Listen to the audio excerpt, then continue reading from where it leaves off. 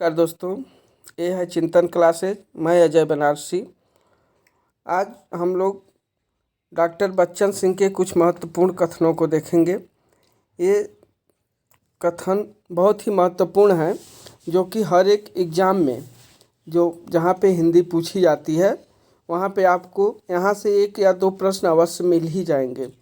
यह चाहे TGT, PGT, NVS, KVS या अदर स्टेट या यूपीएचएससी और यूजीसी नेट, सारे जगह यहाँ से आपको एक दो प्रश्न देखने को अवश्य मिलेंगे। हालांकि यह वीडियो सिर्फ 4 या 5 मिनट का होगा, लेकिन इस कथन को आप लोग अवश्य देखिए। इस बदलते हुए परीक्षा पैटर्न में इस प्रकार के प्रश्न इस समय बहुत पूछे जाते हैं। तो आइए हम लोग देखते हैं प्रश्नों को। बच्चन सिंह के सारे प्रश्न हैं, कथन हैं। देखते हैं कि आरंभ में पहला कथन है, आरंभ में ही कह दूं कि ना तो आचार्य शुक्ल के हिंदी साहित्य के इतिहास को लेकर दूसरा नया इतिहास लिखा जा सकता है, ना उसे छोड़कर। कथन 2 है, मेरी एक दूसरी पुस्तक आचार्य एक मिनट, एक कथन 1 है, एक कथन 2 है। दो कथन देखते हैं कि मेरी एक दूसरी पुस्तक आचार्य रामचंद्र शुक्ल का इतिहास पढ़ते हुए छपी। मैंने उसमें लिखा, नए इतिहास के लिए शुक्ल जी का इतिहास बहुत ही महत्वपूर्ण है। नेक्स्ट कथन 3 देखते हैं हम लोग। एक कथन 3 है, कथन 3, इसी काल यानी रीति काल में हिंदी शैली की उर्दू कविताएं लिखी जा रही थी, जिनकी भाषा खड़ी बोली और आत्म सेक्युलर है। नेक्स्ट कथन 4 देखते हैं हम लोग।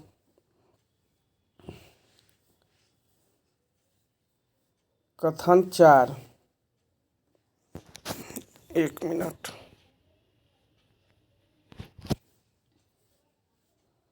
कथन 4, जो लोग हिंदुई को केवल खड़ी बोली कहते हैं वे दिग्भ्रमित हैं, और वे लोग हिंदी का इतिहास 80 वर्षों का मानते हैं, वे इतिहास बोध से च्युत हैं।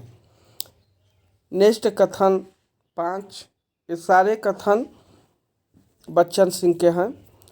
कथन 5 है, उर्दू को यामिनी भाषा कहने का श्रेय लल्लू लाल जी को है, जो फोर्ट विलियम कॉलेज के नौकर थे, यानी फोर्ट विलियम कॉलेज में वह पढ़ाते थे। प्रश्न संख्या 6, प्रश्न संख्या नहीं, कथन 6 है, उर्दू साहित्य के इतिहास को भी हिंदी साहित्य के अंग के रूप में रखना तर्क संगत और वैज्ञानिक है। नेक्स्ट कथन देखते हैं। कथन 7 होगा, हिंदी का इतिहास भी कम लंबा और रोचक नहीं है। हिंदी के 2 अर्थ हैं, हिंद देश के निवासी और हिंदी भाषा।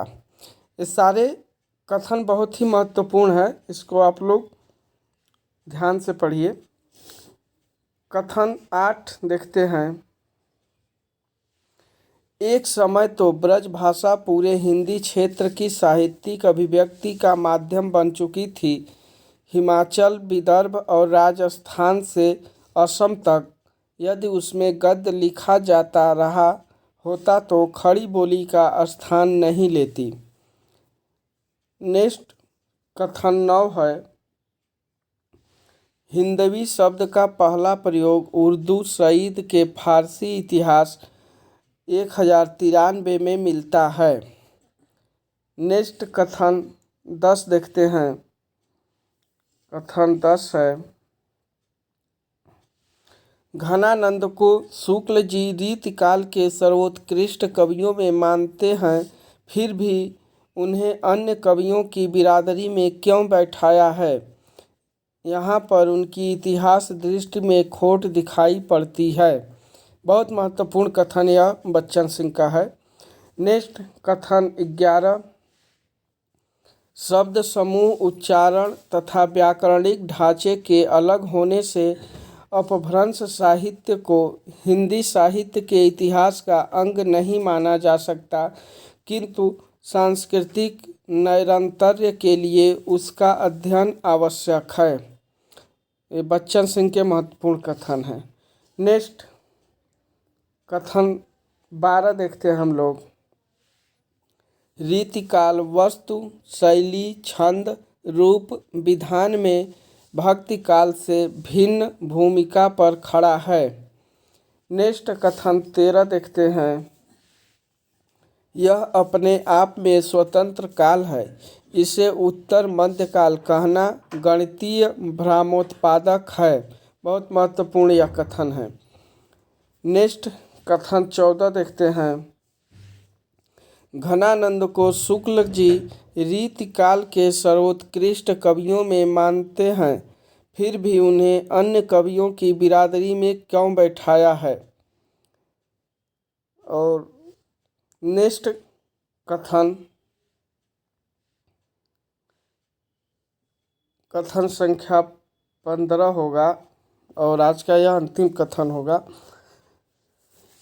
स्वतंत्र होने के बाद हम क्रमशः मानसिक परतंत्रता में कसते चले गए। जो काम मैकाले नहीं कर सका वह बहुराष्ट्रीय कंपनियां विदेशी अवधारणाएं और जीवन शैलियां कर रही हैं। उनसे प्रभावित कुछ लोग पाश्चात्य संस्कृत का सृजन करने लगे। पाश्चात्य संस्कृत, ध्यान दीजिएगा, एक शब्द पकड़ेंगे तो आप इनका कथन पकड़ सकते हैं। तो इस प्रकार से आज हम लोगों ने इनके 15 कथनों को देखा और यह बहुत महत्वपूर्ण कथन है। इसको आप लोग देखिए और याद करिएगा।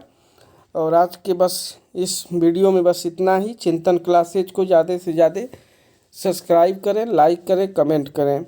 और चिंतन क्लासेज के नाम से ही टेलीग्राम ग्रुप है, आप उस ग्रुप से अवश्य जुड़ जाएं, क्योंकि सारी वीडियो आपको वहां पे मिल जाती है और जो भी महत्वपूर्ण सूचनाएं होती हैं वहां पे आपको दी जाती हैं। तो ओके, थैंक यू, धन्यवाद। आज के लिए बस इतना ही। नेक्स्ट मिलेंगे फिर आपसे अगले वीडियो में।